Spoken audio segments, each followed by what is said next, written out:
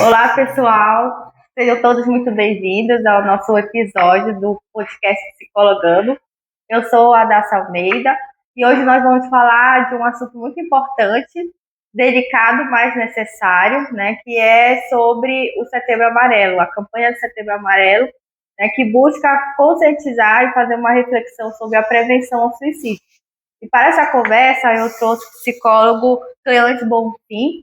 Ele é psicólogo especialista clínico e hospitalar e está conosco para conversar sobre a importância da rede de apoio na prevenção ao suicídio. Seja bem-vindo, Cleante. Olá, Dácia, tudo bem? Muito obrigado por estar aqui. Vai ser um prazer dividir o assunto com vocês. O Cleante, ele já é da casa, ele já teve uma outra participação no Psicologando, falando também sobre a campanha Setembro Amarelo. E hoje, como eu falei, a gente vai falar sobre essa temática, né, da rede de apoio como um fator de prevenção ao suicídio.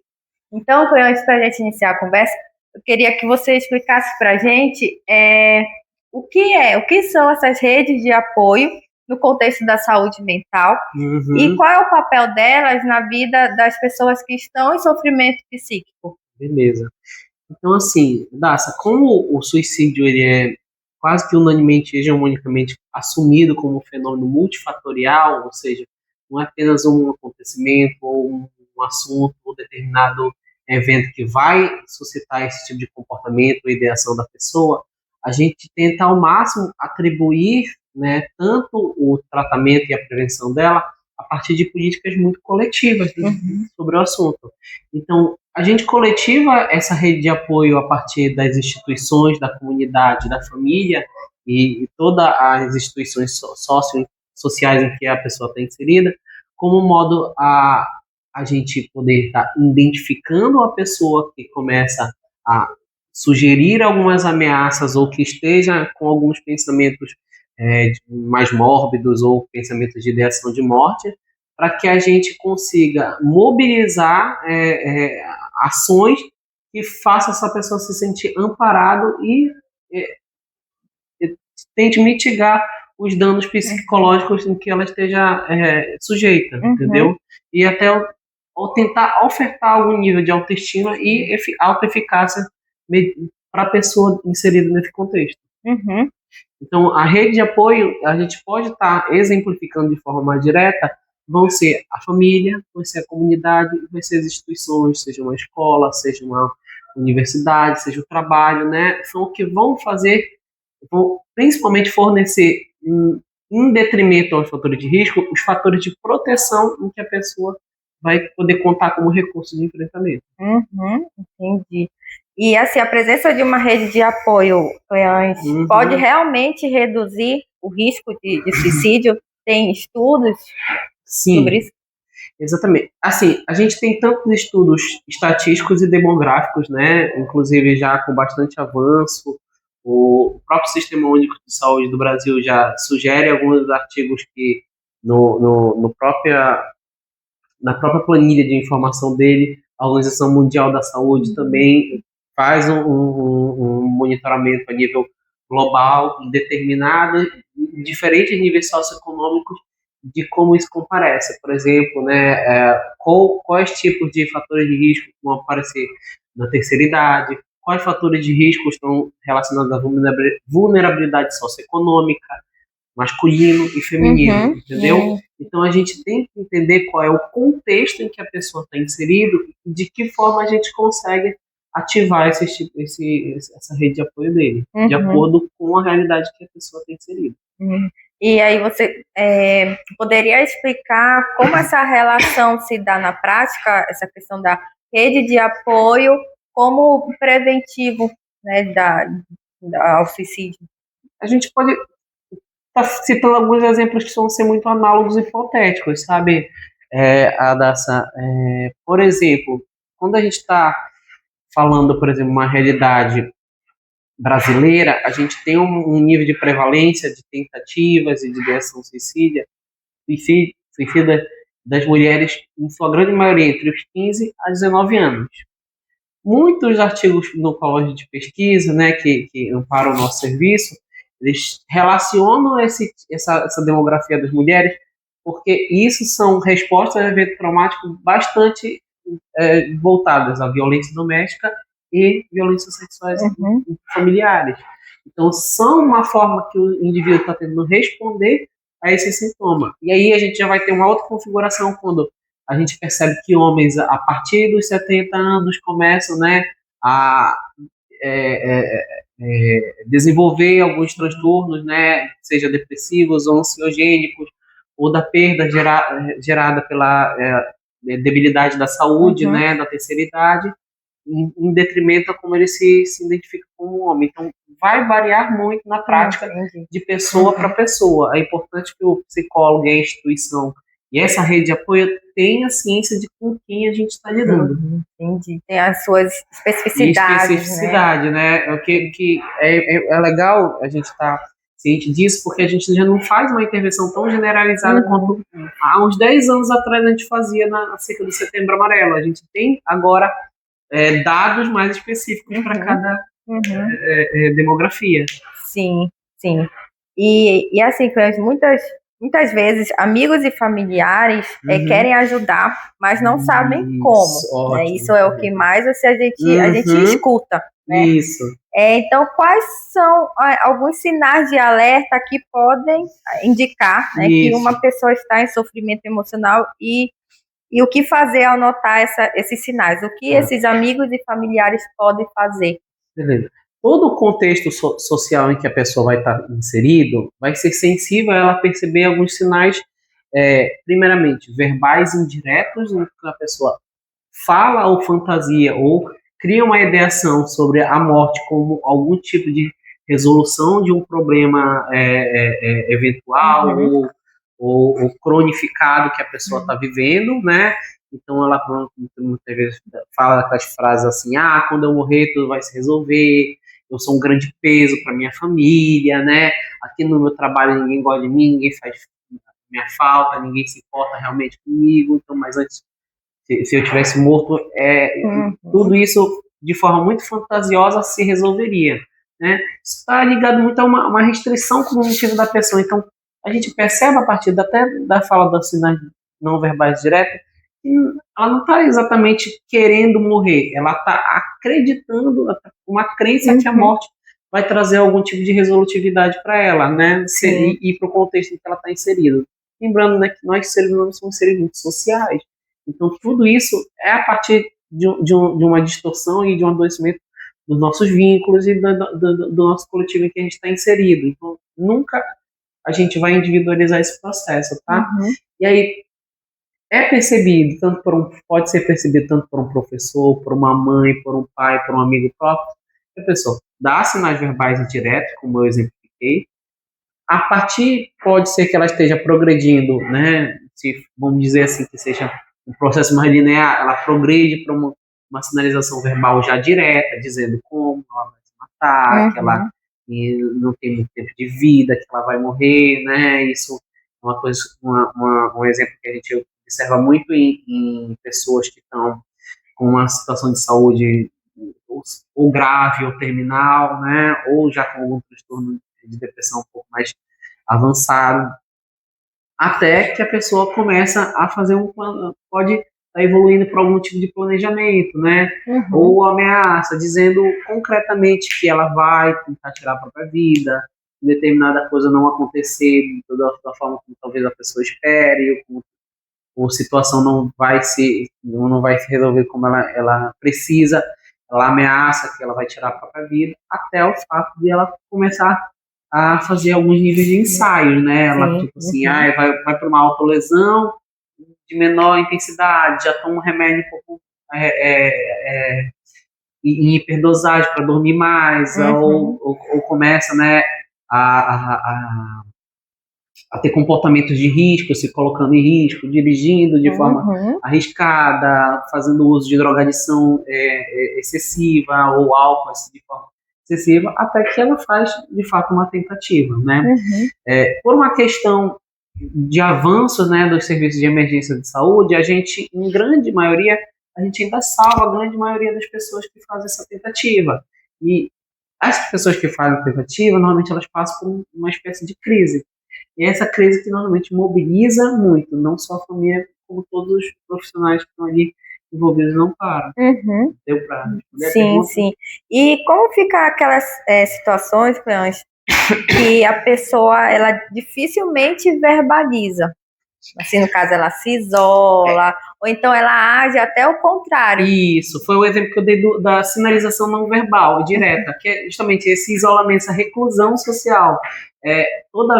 Muitas vezes a ideação suicida, ela parte de uma crença, também um pressuposto da pessoa, que o outro não consegue compreender ela da forma como ela gostaria de ser compreendida. E ela, às vezes, tem muita dificuldade, ou pouco domínio sobre as emoções para estar expressando. Então, ela, muitas vezes, invalida ela dentro de si mesma ou socialmente acerca do que ela está passando, e ela acaba se contendo mais em si. E esse é o comportamento de risco que às vezes é muito perigoso, porque às vezes a gente perde bastante controle e monitoramento do que a pessoa é capaz de fazer consigo mesmo, né?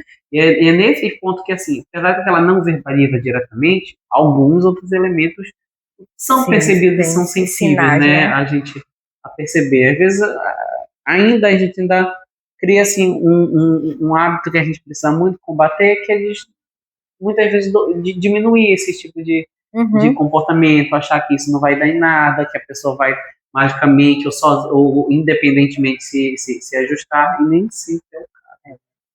Então, é muito importante a gente, como, ainda voltando para aquela pergunta que você fez sobre os familiares e toda a rede de apoio que a pessoa está, saber fazer uma escuta ativa para essa pessoa.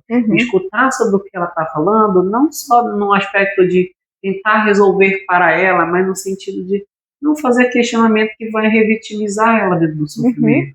Essa é a parte mais difícil, né? Isso que é importante, talvez, às vezes, uma intervenção profissional que para psicoeducar e psicoorientar essa família como fazer isso, porque às vezes é muito específico de caso para caso. Tem famílias que são muito, às vezes, cientes, são muito conscientes, são muito empáticas, mas ainda assim encontram desafios e dilemas perante uma pessoa que está passando por esse tipo de situação. Principalmente quando a gente tem casos graves de transtorno psiquiátrico ou transtorno de adição.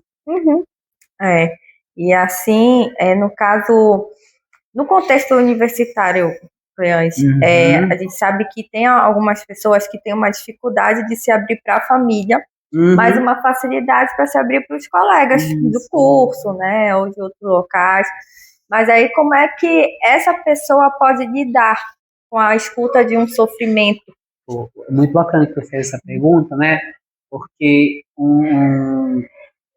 uma terminologia que seria muito interessante de se apropriar para poder a gente perceber esse caso a gente tem estabelecido muito no contexto universitário que a maioria das pessoas que estão lá inseridas, ou pelo menos boa parte, estão passando por uma fase que a gente chama de adultez emergente. Não sei se tu já ouviu falar disso, né? Talvez é uma tradução livre do inglês, que a gente se usa muito a palavra coming of age, que é o adulto que ele está se tornando um adulto, né? Ou seja, ele está encontrando dentro da nossa sociedade os elementos que identificam ele como pessoa, né, adulta. E dentro disso inserido, os fatores de proteção ele ainda há de conquistar para ele. Então, o universitário, ele já está entendendo quem ele é, qual a profissão que ele vai seguir, que lugar dentro daquela profissão. Isso é um período de transição e de mudança muito vulnerável, sabe? É dotado de alguma fragilidade que exige para a transformação e amadurecimento dele. Só que às vezes a gente ainda tem um contexto que é muito hostilizado para esse adulto emergente se identificar, que é o mercado de trabalho muito exigente, que é o excesso, a sobrecarga de demandas que às vezes ele está sujeito dentro da universidade. Então, tem a boa parte dos universitários, por exemplo, que eu atendo tanto na clínica quanto no hospital, são universitários que têm que trabalhar, têm que cuidar da família, né? Tem, além das exigências da própria demanda educacional, tem exigências na sua vida pessoal e ainda estão encontrando alguma maturidade para poder se equilibrar. E isso, muitas vezes, não depende apenas da pessoa, depende de toda uma rede de apoio que contribua com isso. Né? E eles acabam encontrando nos seus pares, né? E aí vem a identificação de pessoas estão passando por situações muito parecidas. Então, muito provavelmente, essa pessoa ela procura a pessoa que ele entende como semelhante a ele, né? É um processo de identificação que é fundamental para a construção, inclusive, do fator de proteção. É, isso mesmo. E assim, para quem está nos ouvindo agora, Cleanche, e quer ser um apoio real, né, para alguém, quais atitudes concretas você recomenda? A primeira coisa que eu sempre falo para todo o familiar, né? A grande maioria do que a gente acaba escutando, principalmente no contexto clínico, psicológico, por uma questão ainda cultural que há de ser, né, transformado e melhorado, é que a maioria das pessoas que ainda se solidarizam com uma pessoa nesse sentido são mulheres, são mães, são esposas, né? E a primeira coisa que eu oriento elas é não se colocar sozinha dentro desse processo. Tentar, ao máximo, procurar mais pessoas que se juntem dentro dessa empreitada, né, de ter uma escutativa, ter uma rotina de observar e compreender os dilemas que a pessoa está tentando viver, né? Então não é assim, ela adoeceu por esse motivo apenas, resolvi esse motivo, nunca mais eu vou tocar nesse assunto com a pessoa, não. Vão ser questões rotineiras que normalmente vão fazer a diferença para que a pessoa consiga se ver, né, pertencente ao lugar onde ela faz parte. Então é importante que a rede de apoio faça essa pessoa se sentir pertencente aos vínculos afetivos no qual ela faz parte. E esse é uma das principais reclamações de quem está passando por um processo de ideação suicida. Eu não me vejo pertencente, né, a um vínculo afetivo no qual me foram fornecidos, foram dados. Então, eu sou um aluno a quem, eu sou um profissional a quem de mim, eu sou do trabalho, eu torno a vida da minha mãe mais difícil, a minha esposa parece que ela está me carregando. Então, são esses tipos de fala que se baseiam muito em crença de que a gente não pode dar trabalho psicologicamente, né? De que a gente não pode demandar psicamente do outro. Em parte, tem ainda uma colaboração, né, cultural disso que a gente precisa desenvolver melhor, né? E saber que afetivamente estar junto com o outro é demandar psicologicamente do outro, né? Um filho demanda psicologicamente dos pais, uma esposa demanda psicologicamente do marido, um aluno vai demandar psicologicamente do professor, né? E aí se permitir ser vulnerável dentro desse processo para poder ocorrer uma transformação muito mais digna dentro dessa adultização emergente que a pessoa está passando. Assim, eu escuto muito também nos atendimentos com os alunos, eu não quero preocupar, não quero preocupar meus pais, meus colegas, né? Porque acredita que a preocupação está ligada a um fardo. A um fardo, né? Exatamente. E não, né? O preocupar demonstra, né, o quanto a pessoa é importante. É importante, né, ela confirma esse afeto, né? Justamente, né? Talvez seja um convite, né, de experimento, o quanto que, apesar de todas as demandas, o trabalho, o cansaço que a pessoa gere, esses vínculos eles se permanecem, né? Seja não só o familiar, também dos amigos, também dos colegas, né? O respeito e a dignidade como cidadão dessa pessoa mesmo. Ainda precisa ser preservado, né? E aí precisa ser apresentado que a pessoa sinta isso, né? E não pode ser demagógico, precisa ser uma inclusão eficaz mesmo, para resgatar justamente a partir disso a autoestima e a autoeficácia na resolução dos dilemas de vida, existenciais principalmente. Sim. Tu tocou num ponto, Cleanche, sobre questão de gênero, né? Que a mulher, querendo ou não, ela se sente mais à vontade de buscar uma rede de apoio, diferente do homem, que ele já se priva, ele já se isola. E aí, o que fazer, né, nessa situação, né, para que o homem rompa essa barreira e busque na rede de apoio uma forma dele evitar. Só talvez fazer uma correção, né?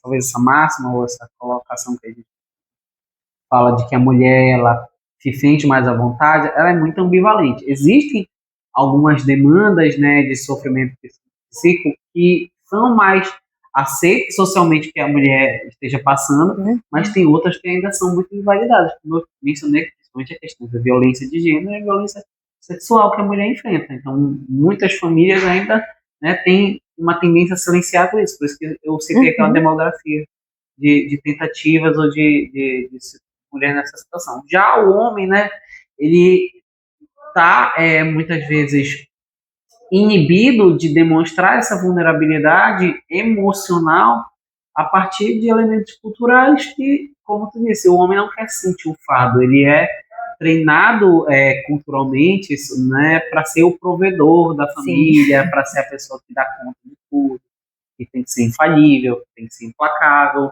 E grande boa parte, né, grande boa parte, desculpa, mas boa parte das tentativas ou dos sofrimentos acometidos entre a população masculina adulta, a média adulta, são essa dificuldade de prover o lar, né, mediante a todo um contexto de crise econômica que muitas vezes o nosso país, a nossa sociedade enfrenta, de não conseguir ofertar políticas públicas que inserem esse sujeito como alguém ativo na comunidade, na sociedade dele. E aí vem, né, a situação de vários comportamentos de risco, inclusive a violência doméstica que vai carregar nas mulheres. Se a gente vê os jornais mesmo vão gerar que muitas violências domésticas que as mulheres sofrem é a partir de uma masculinidade muito frustrada por não conseguindo ocupar esse lugar que foi apresentado para ele culturalmente que ele deveria ocupar.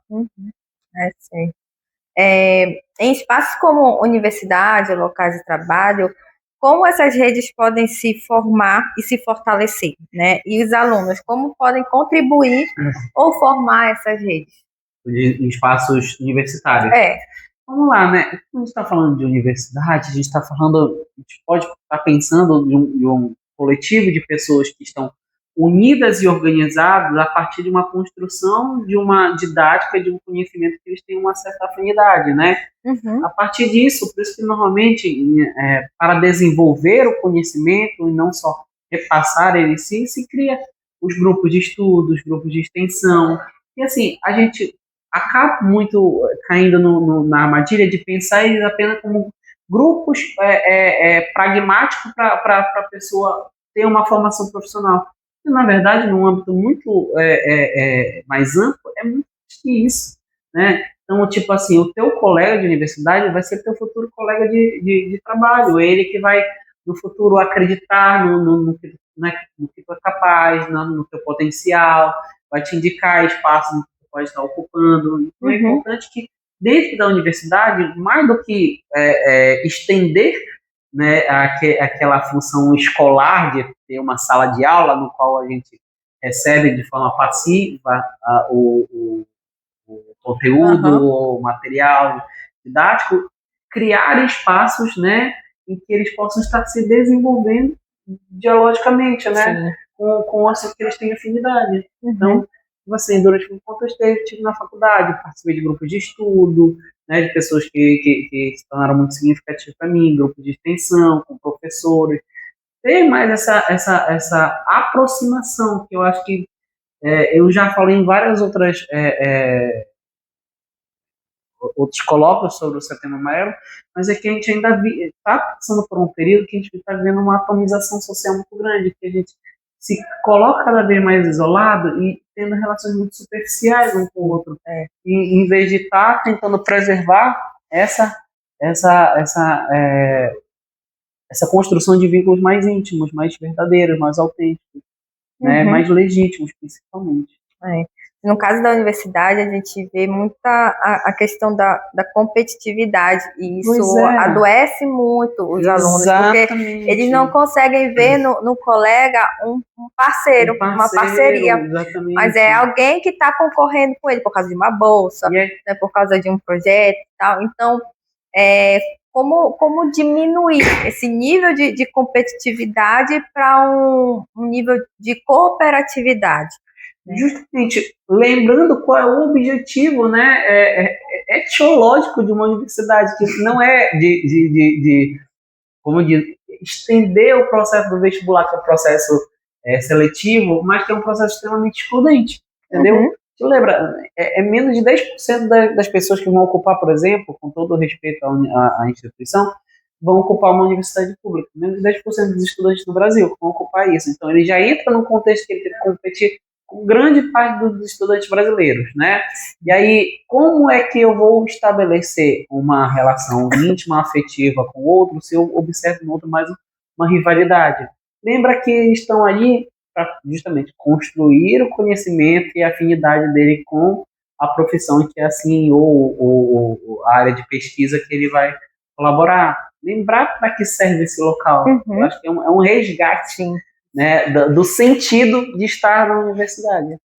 Eu proponho muito isso. Então, é a mesma coisa que eu também né, trago em prática no meu trabalho. Como é que eu me harmonizo com meus colegas de trabalho? Lembrando pelo que eu estou lá, entendeu? Lembrando qual é o meu trabalho. Eu não sou um psicólogo porque eu estudei muito, ou porque eu passei numa seletiva de emprego. Não, eu sou um psicólogo que ocupa esse lugar porque eu fui acreditado pelas pessoas que estão ali ao meu redor e que me ajudam a me desenvolver coletivamente, né? Discutindo casos, né? Dividindo experiências a partir disso. Verdade. É um resgate que a gente precisa fazer. Novo sentido, né? De que vê a universidade não nem como novo. um espaço... E aí que tá, Adassa, não é nem novo, né? Se a gente for ver o que é o contexto histórico do que é uma academia, né? A gente vai lembrar que foi isso, as pessoas que se reuniram, poxa, eu gosto de estudar isso. Tu gosta também, poxa, bora trocar uma ideia, bora, né, sair junto, bora conversar sobre o tema. A gente que é por exemplo, da psicologia, por ser uma faculdade de humanas, talvez seja um pouco mais fluido, né? Pra gente, então, porque a gente vai ficar falando sobre emoções, então falando sobre experiências pessoais, então acaba que esse encontro acontece, mas infelizmente às vezes até tem esse relato de dificuldade, até inclusive estudantes de psicologia, de ver o outro, né, como uma pessoa próxima e de identificação, que não é igual a outra pessoa, né? Tem as suas diferenças, mas que consegue pontos de encontro, consegue pontos de comunicação. Certo. Ver no outro, de fato, a rede de apoio, né? Só que, lógico, e essa questão da atividade que você mencionou, ela enfrenta o dilema que é muito presente hoje em dia, que é a ansiedade social. Tá? É o quanto que, né, o outro ainda comparece devido a alguns eventos traumáticos passados meus, como, na verdade, um potencial de ameaça, em vez de um potencial de ajuda, um potencial de solidariedade, né? Justamente por esse contexto de competitividade que muitas vezes ainda em alguns contextos institucionais ainda, infelizmente, né, me pesa falar isso, ainda é incentivado por muitas escolas a competir com o seu colega, porque ele é o seu competidor no vestibular, você vai competir porque fulano vai conseguir mais estágio, vai entrar em mais grupo de pesquisa e tudo mais, e aí a ansiedade social aumenta mais, aí se torna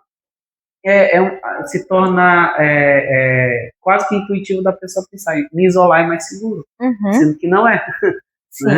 Eu tinha até falado isso, né? A pergunta foi sobre os alunos, como os alunos podem contribuir para ser uma rede de apoio para outros, mas e o professor também, né? Como é que ele pode também se colocar como uma rede de apoio?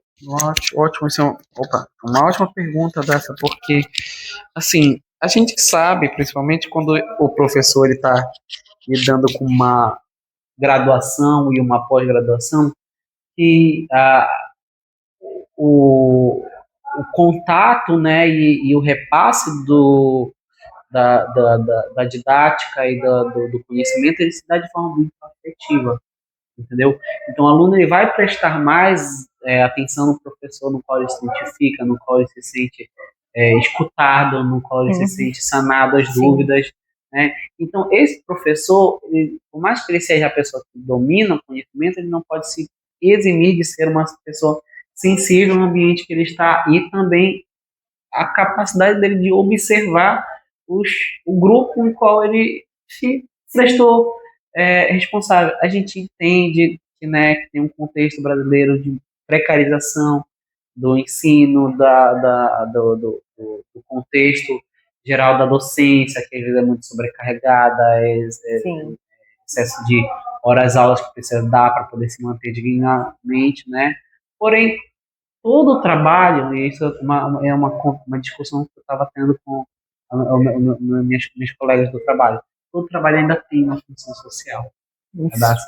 O do professor, o nosso. Então, se a gente assumiu que tem essa função social, ao perceber, observar que há algumas outras dificuldades que não sejam apenas individuais, é importante talvez o professor estar sugerindo à instituição e sugerindo aos pares dele, né, mobilizar, né, uma intervenção em relação a um aluno que talvez esteja mais ausente, não, que tem o potencial, mas de alguma forma está enfrentando alguns dilemas existenciais, pessoais e tudo mais, e isso é percebido. Às vezes, o professor, muitas vezes, até se sente impotente, mas na verdade a gente ainda consegue alguns exemplos, inclusive alguns já até colocados em artigos científicos de professores, mobilizando grupos de escuta e acolhimento para alunos que estão em sofrimento psíquico, né? A gente tem tanto exemplo no ensino médio quanto exemplo nas universidades.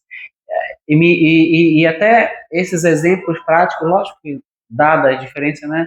Me sugere que talvez também na psicologia deveria haver, além de grupos de extensão e grupos de pesquisa, que também são muito importantes, né?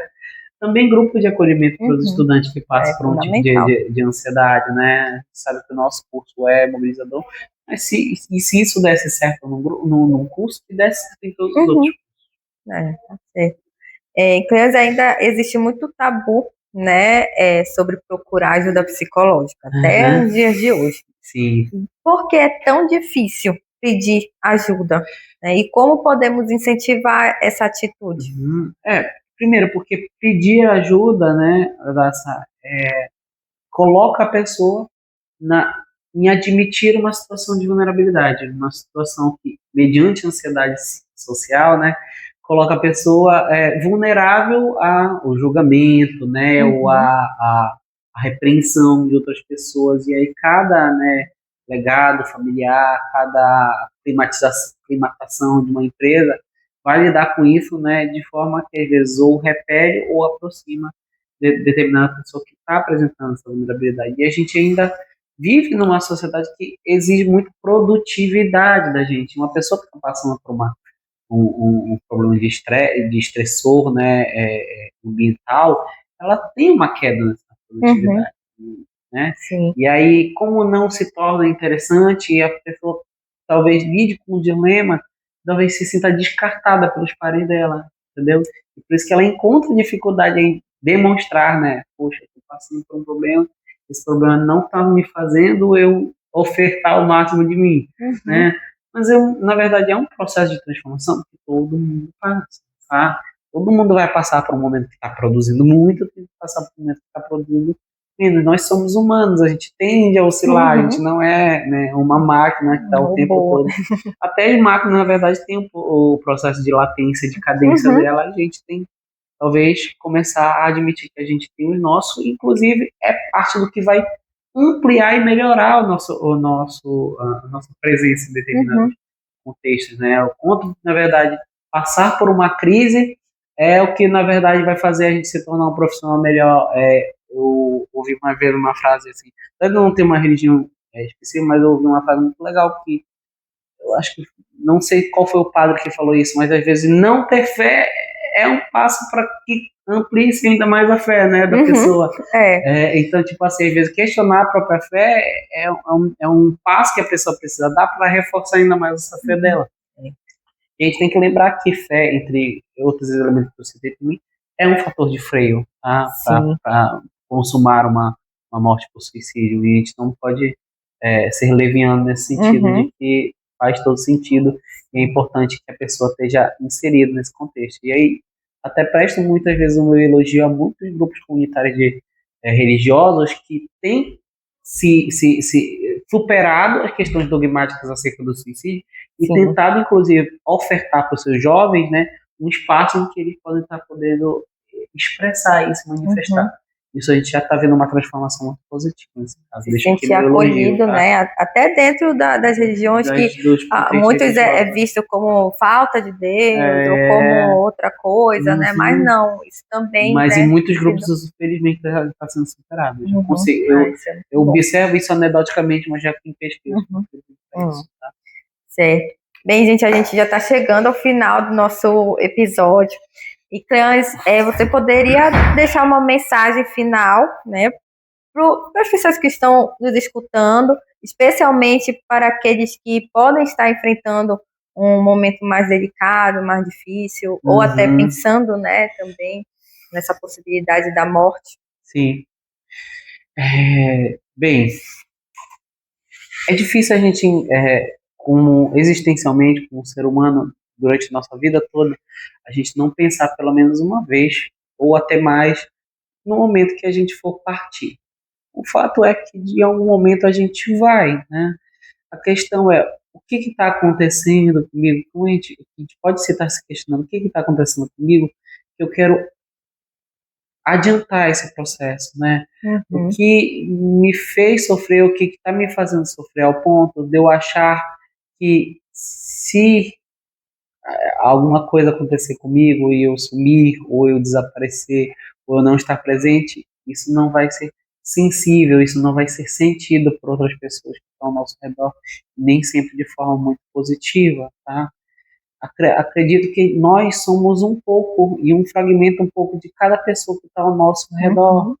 E todas essas pessoas, apesar de elas não conseguirem muitas vezes expressar o quanto que nós somos importantes para ela, todo ser humano nessa terra que é dotado de bilhões de nós somos importantes. Cada falta é sentida. Seja um dia que tu não esteja tão falante, seja um dia que tu não esteja tão cheio de si ou tão confiante, com certeza alguém percebeu. E talvez procurar essa pessoa que percebe de forma sensível o que tu está passando seja uma das formas de encontrar o teu lugar nesse mundo. E com certeza, se tu chegou até aqui, na idade que tu estás, independente de qual for, tu tem um lugar nesse mundo, tá bom? Então, eu convido sempre vocês a se permitir pedir ajuda antes de tentar qualquer outra coisa que seja mais definitiva, tá? Para a morte, de fato, é uma solução definitiva, mas a ajuda que a gente busca é o que nos dá continuidade, tá? E é a partir da continuidade que a gente, na verdade, nos supera, né? Supera o que a gente está passando, principalmente. E a gente precisa acreditar. Se a gente é capaz de acreditar em tanta coisa abominável, a gente é capaz de acreditar na gente mesmo. Sim. E assim, gente, falando em Continue, o Cleães, ele é voluntário do grupo Continue. E eu queria que tu explicasse, apresentasse esse grupo, o que é o grupo Continue. Perfeito. O grupo Continue, ele opera, né, de forma voluntária e gratuita e anônima, tá? Dentro de um espaço seguro, ofertado por mim, mas o meu colega Reno, né? Em que a gente oferta um grupo sem um objetivo terapêutico específico, mas um grupo de apoio, em que a gente escuta os relatos de forma ativa, porém não interventiva, em relação a todos os dilemas existenciais que das pessoas que estão passando, ou por uma ideação, ou estão sofrendo pela perda da morte de alguém, né? Que infelizmente fez a passagem. Esses grupos, eles têm feito já há vários anos a diferença, tanto na minha vida quanto na vida de várias pessoas, e eu quero que vocês, se assim vocês se permitirem, entendam que por mais intenso ou por mais extraordinário que seja o que vocês estão passando, observar o que o outro, o que um semelhante, ou pelo menos uma pessoa no qual a gente pode se identificar, passa, é tão próximo de nós de forma afetiva, talvez ajude a gente a encontrar um alento para esse sofrimento todo que você, né, esteja experienciando, que não seja apenas algo isolado, pelo contrário, que seja algo que possa ser ouvido por pessoas que estão mais capazes de ouvir do que talvez a gente consiga encontrar instantaneamente. Aí criar a partir disso, inclusive, uma rede de apoio. Uhum. Certo. Cleães, muito obrigada. Muito obrigada pela conversa tão necessária, tão acolhedora, tão importante, né, que a gente teve agora, nesse momento. Você que nos ouviu, que está aqui, né, compartilhe essa conversa, esse episódio com quem você acha que está precisando, né? Você não está sozinho, você tem uma rede de apoio que você pode contar, seja familiar, seja na universidade, tanto com os colegas, com os professores, com os servidores, né? Se você está precisando, você pode também procurar psicólogos da assistência estudantil, né, da UFRA, no caso, né? E se você também, mas eu não estou na UFRA, eu estou no momento, né, que não tem ninguém, você pode procurar também o CVV, né, que é o 188, né, você pode ligar. A gente conhece por dentro do serviço deles, tá? Eles tiveram uma melhora estrutural assim, significativa durante os anos, tá? Grupos extremamente treinados e capacitados, inclusive por psicólogos. Nem todos são psicólogos que participam da escuta, mas são instrumentalizados para fazer essa escuta. Ele é emergencial, ele é gratuito, né? Você pode, a partir do telefone, canais, né, de internet, site, WhatsApp, toda essa estrutura poder amparar vocês a qualquer momento que vocês tenham. Funciona 24 horas. Funciona 24 CVV 188. Excelente trabalho. Tá? Então, gente, até a próxima, até o próximo episódio. Até lá e cuide-se bem. Tchau.